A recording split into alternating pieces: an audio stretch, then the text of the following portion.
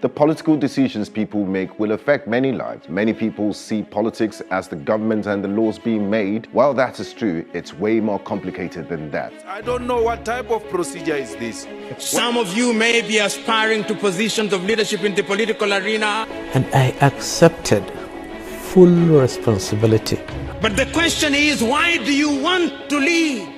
It has everything to do with you. Every law that is made will impact many. Sometimes the decisions do affect people negatively. Therefore, it's very important to note that every vote that you cast will either break or make people. Politics with GA brings you the latest political news as well as insight and analysis as we discuss the most important issues that matter.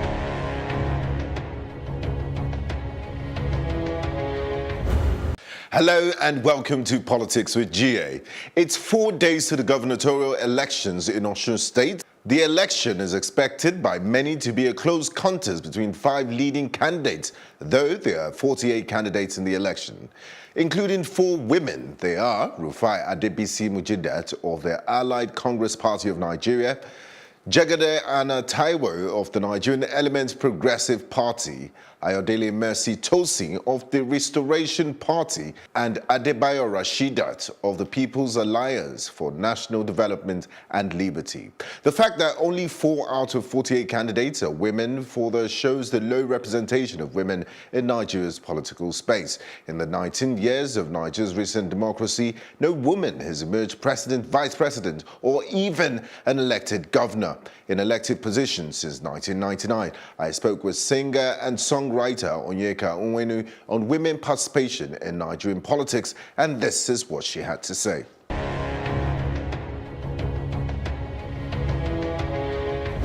Let's take a look at the level of women participation in politics. You were once the DG of the National Women's Center. In Nigeria, as we speak, there are only 8 senators. That's 8.6% of the 109-member Senate. This is in contrast with Rwanda Parliament, where 64% of women hold political seats. Look how well they're doing. Do we need an affirmative action to address the declining number of women participation, or do you think we should go it the natural way, or let's its natural course? We need the affirmative action. We need the affirmative action. There's no doubt about it. And the position you just mentioned was by appointment, and I'd like to thank the former president of Nigeria, President Goodluck Jonathan, and his wife, Dame Goodluck Jonathan, for giving me the opportunity to serve, because if they didn't give me that opportunity, we would not have known what it was possible to do at the National Center for Women Development. There was an organization set up in 1992. And when we got there, what we achieved in 2.5 years, all the others since 1990 didn't.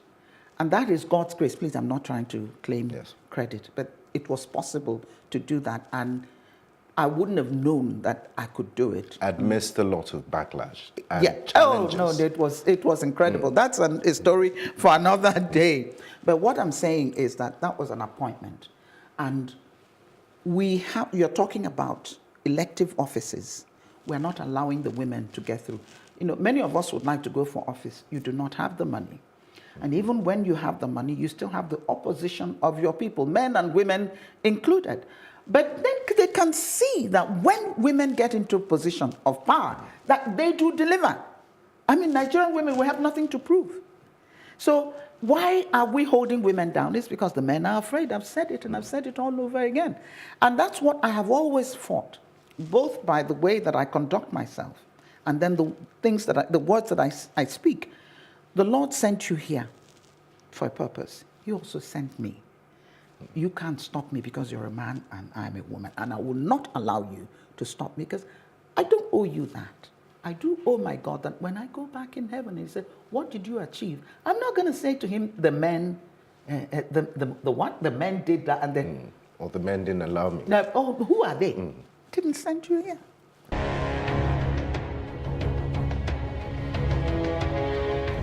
Still on the Osun elections, according to INEC, 1.6 million voters have registered for the governorship elections, adding that 73% of the voters had collected their permanent voters' cards, which is the highest PVC collection in recent times. The success of this Saturday's polls will mark the 6th governorship elections in Osun State. Osun State was carved out of the old Oyo State on the 27th of August 1991 by the then military leader, General Ibrahim Badamasi Babangida, who will be sure to give you updates and highlights of the 2019 elections in Osun State.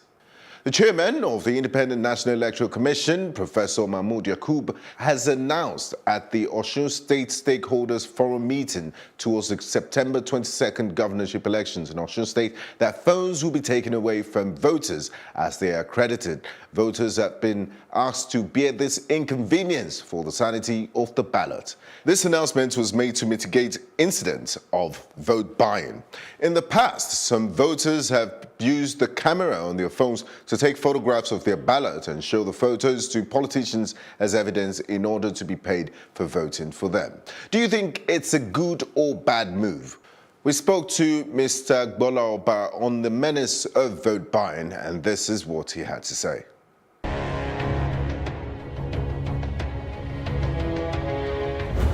Just a few days ago, the resident electoral commissioner in Osun State, we have elections coming up next month in Osun, and it said that they're planning to prevent voters from going into their polling booth with their mobile phones in order to prevent vote buying. So they won't take pictures and present it to party agents, and so they, as evidence of voting.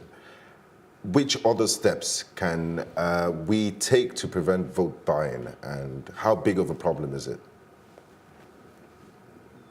There are a plethora of steps that have been taken. And the steps, I must be honest with you, crisscrosses segments and sectors of our society. From the media, like you enlightening the people that when they take money to cast their votes, they are particularly eating an Esau-like porridge by seeding away good governance for the materialistic ambition of the person who gave them money. That's number one.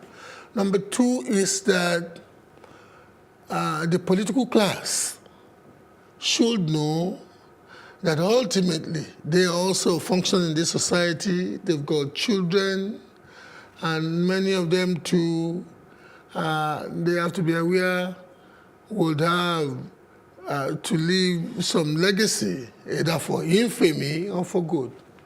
So there are a number of factors, but the immediate factor which gives me a degree of disillusionment at this juncture is the fact that poverty is pervasive. Exactly. And a poor person takes his or her self-esteem to eat, to condescend to eat beneath his status. So the electoral perfidy itself is symptomatic of the culture of poverty. So would you really blame them? Because some of them justify it as, look, we don't gain anything in 4 years, so this is my only opportunity to get something. After all, they won't do much for me. That's the reason some of these electorates give for collecting money and financial inducement from that in itself, that in itself, as you've explained it, is the rationalization of poverty. It's just a bare rationalization of poverty. The fundamental problem is that we need. Look, Lula, who as we speak is in jail in Brazil, in his tenure as the president of Brazil, took 30 million people out of poverty. In the last 30 years, China has taken 400 million people out of poverty. The highest in the history of the world. So I'm sitting here thinking There's nothing spectacular about this if you have leadership that has vision and leadership that is articulate in translating the vision to reality.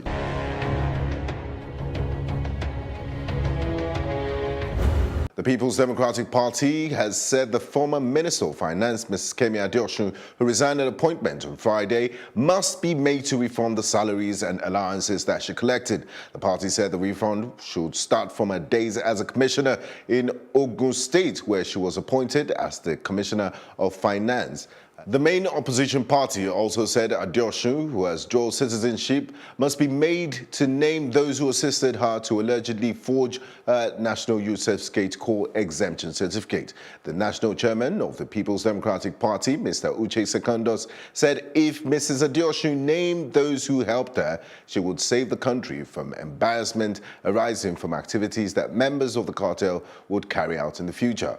Mr. Uche Secondus also said it was not enough for Mrs. Adeosun to resign. She must be made to face the law to serve as a deterrent to others. Meanwhile, two civil society organizations, the Socio-Economic Rights and Accountability Project, SERAP, and the Center for Anti-Corruption and Open Leadership, has said Mrs. Adeosun's leaving Nigeria should not stall her prosecution for certificate forgery. They added that Nigeria should begin the process of her extradition from the United Kingdom. The SERAP director, Mr. Adetokunbo Mumuni, said the former minister's exit from the country must not stop the prosecution of a forgery case. I understand that Nigeria and the United Kingdom have a good relationship and could extradite anyone wanted for criminal allegation in the country. The ruling All Progressive Congress, in its reaction, said Mrs. Adeosun's resignation and acceptance of same by President Muhammadu Buhari demonstrated the strength of character and integrity of the Buhari-led administration. Is this the end of the certificate saga? Will the former Minister of Finance be persecuted? Only time will tell.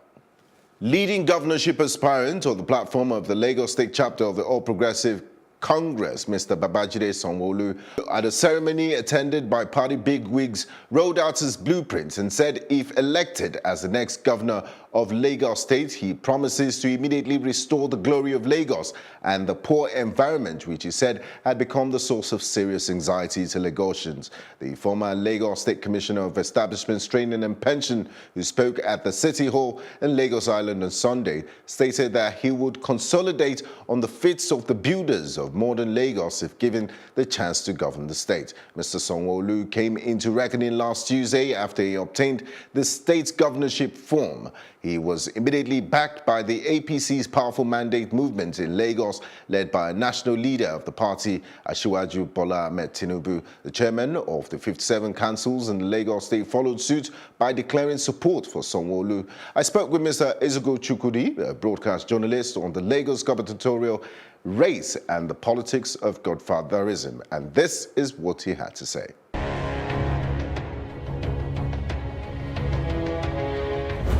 There was talk of a rift between the political godfather of the Lagos State Governor, Asiwaju Ahmed Bola Tinubu, and the Lagos State Governor, Mr. Akinwumi Ambode, and it led to a lot of polarizing views. Some were of the opinion that, you know, he should be loyal and listen to what the political godfather says, and others are like, look, I mean, his responsibility is to 20 million plus Lagosians, not somebody that is sitting in Bodilon dictating the tune. I thought we had weaned ourselves off godfatherism in Nigeria, and how come we're still so, why did it generate so much controversy? I mean, it's Lagos. The truth is, we play the politics of the benefactor. And because it's but this money is 19 politics, years of uninterrupted democratic experience. But you still play money politics. Mm. And he or she that pays the piper dictates the tune. You still play money politics. You have money bags. When I read in my government textbooks how the Action Group and the NCNC operated, people contributed their widow's mite to funding the political parties. They had the cards. But now you have somebody of influence that, you know, expends a lot of resources. So you would expect that a lot of people would be loyal to that person that is spending the money. And it's a major problem. Remember, politics is essentially about structures. That is why in the APC, we have issues between, influential members of the political party in various states and the state governors struggling to control the party structure in the state. Look at the indirect primaries, for example. The person that has a majority of the delegates is most likely going to fill up all the positions because you would get them to vote in your favor. Now, if you look at the dynamics of Lagos and how, it all panned out, I don't think it's a matter of loyalty between, Governor Akinwumi Ambode and Bola Ahmed Tinubu. He was in Osun State a few days ago and told the Kabiyesi to his face that even though I am not, it's not somebody like me that should say this, but you don't have my kind of money. Hey, lower me. Hey, lower me. We know that you don't have any company that we say, okay, this is what it is. So where exactly is the money coming from? So loyalty here, whether we like it or not, is how deep you allow the person, to influence, to enjoy the largesse of the state. So it's not a problem. The Lagos IGR is around 30 billion. I am very certain that, the Akinwumi Ambode-led administration will not shut out certain people from having their own share. I'm not alluding to anything, but I am just saying. Now, the politics of the godfatherism or the politics of godfather is essentially because we allow people who have enormous influence to call the shots in the political parties. Now, what must be done is to get the citizens to participate in the process. Have card-carrying members of the political party and give them the opportunity. You're supporting the calls for direct primaries. Yeah, I support calls for direct primaries. But where you have a political party of 18, 20 million members, how do you do that? It's quite an expensive exercise. But we have a country of 80 million voters. And everybody goes to the polls. It is essentially about internal democracy. It's more of a democratic process. That is exactly what it should be. Okay, we have indirect primaries, and we hear that they dole out funds, $10,000, $5,000, $3,000. Get the people to participate in choosing their preferred candidates. And only then are we going to get popular. Because are you going to give 1 million people? Of course not. So you get people, and it even allows those that make up the grassroots to participate actively in this process. Now, finally, before we wrap up, as we approach the 2019 elections and primaries will be coming up in a few weeks, I know you don't have a crystal ball in front of you, but are we going to witness fireworks, and are we going to see a second wave of defections and a reshuffling of the political formation? The truth is, in Nigeria, anybody can be a prophet. All you need to do is work with presidents. I can sit here and tell you certain things that would happen in the major political parties at least. I predicted the fact that, PACT will not be able to make an impact. PACT was unpacked. It was unpacked. And I said that they were not going to make an impact because it's essentially about interest, and you can tell from the start. Ibrahim Shekarau has left the PDP for the APC because he doesn't like the way and manner, the conditionalities set by Rabiu Musa Kwankwaso when he returned to the People's Democratic Party. So I can tell you authoritatively. Osmosis will take place. Exactly. There'll be movement. Now, looking at the People's Democratic Party, you have major contenders. Former Vice President Alhaji Atiku Abubakar. You also have Senate President Dr. Bukola Saraki, and you have Rabiu Musa Kwankwaso. Tambuwal is also going to, try, but these are the three major contenders. And you would have people looking at, for example, Alhaji Atiku Abubakar. He has the financial muscle. You look at Rabiu Musa Kwankwaso in Kano, and even in the north of Nigeria, he has people who are die-hard loyalists. The Kwankwasia movement. The Kwankwasia movement. The red cap is always on their head. I was taking a second look at your cap.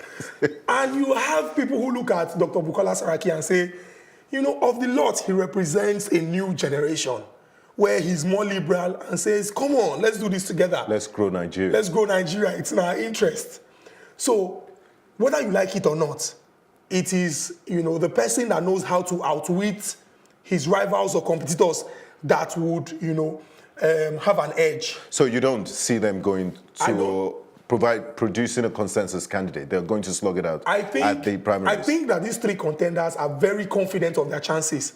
and would want to try it out. Okay. But one thing I am very certain is, Alhaji Atiku Abubakar will not be returning to the APC, even if he loses in the PDP primaries anytime soon. I did not say never, anytime soon. Okay. Rabi Musa Kwankwaso will also not be returning to the APC, even if he loses in the PDP primaries anytime soon. And also, Dr. Bukola Saraki, obviously, I'm very sure that just like how the Labour Party or the Nigeria Labour Congress has rejected Olusegun Mimiko, that they don't want him in their party, he would also not be welcomed in the All Progressives Congress. Now, what is interesting is, I cannot confirm, but people have said that if you look at Nigeria, you try your luck here, it's like Baba Jebu, Eije, Yoje. Certain people have reported that these men also bought nomination forms so that they would return to the Senate. Exactly.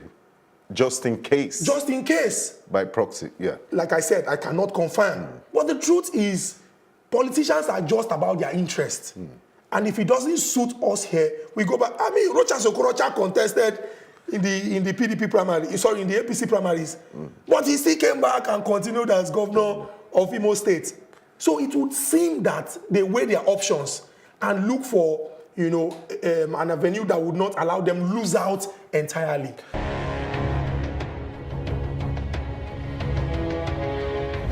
Ekiti State Governor Mr. Ayodele Fayose has described as political and petty the directive by the Economics and Financial Crimes Commission that put him on their watch list. The EFCC had written a letter to the Nigerian Customs Service to monitor the governor's movement to prevent him from leaving the country by air, land or sea, a directive which has been accepted and circulated to some key security agencies. However, in a statement issued by his Chief Press Secretary, Mr. Idowu Adelusi in Ado Ekiti on Sunday, Governor Fayose said he was not among those who were afraid to face tomorrow, reminding the anti-graft agency that nobody was God and God was not a man. He would never condone injustice. The governor stated that he had earlier informed the EFCC through a letter that he would come to the office on October 16, 2018. He wondered why the desperation, insisting that he would report on that day. Rwanda has pardoned more than 2,000 prisoners, including the top opposition figure, Victoire Ingabire of the FDU Inkingi Party, who has been serving a 15-year jail term for threatening state security and belittling the 1994 genocide. She has been a leading critic of President Paul Kagame and says her trial was politically motivated. Mr. Paul Kagame has won praise for reforming Rwanda's economy, but has also been accused of human rights abuses. He won re-election for a third term last year with a 98.8% of the votes in what election observers said was a sham. The release of Ms. Ingabire and 2,140 other convicts was announced by the government following a cabinet meeting. No reason was given for the move, but a statement said that Mr. Kagame had exercised his mercy under his prerogative as president. Speculations about the impeachment of President Donald Trump is escalating in Washington after the president's former campaign chief, Paul Manafort's decision to cooperate with investigators. Mr. Paul Manafort pleaded guilty to 2 criminal charges on Friday morning and struck a plea deal agreeing to assist special counsel Robert Mueller's investigation into Russian interference in the 2016 elections. The plea agreement set out how Manafort must turn over documents and brief officials about his participation in and knowledge of all criminal activities. President Donald Trump had, in the wake of Paul Manafort's conviction, praised him for not flipping. President Donald Trump tweeted this in his own defense on Sunday morning. The illegal Mueller witch hunt continues in a search for crime. There was never collusion with Russia except by the Clinton campaign, so the 17 angry Democrats are looking at anything they can find. Very unfair and bad for the country. Also not allowed under the law. Thanks for watching Politics with GA. Until next time, I'm Benga Aborowa. The political decisions people make will affect many lives. Many people see politics as the government and the laws being made. While that is true, it's way more complicated than that. I don't know what type of procedure is this. Some of you may be aspiring to positions of leadership in the political arena. And I accepted full responsibility. But the question is, why do you want to lead? It has everything to do with you. Every law that is made will impact many. Sometimes the decisions do affect people negatively. Therefore, it's very important to note that every vote that you cast will either break or make people. Politics with GA brings you the latest political news as well as insight and analysis as we discuss the most important issues that matter.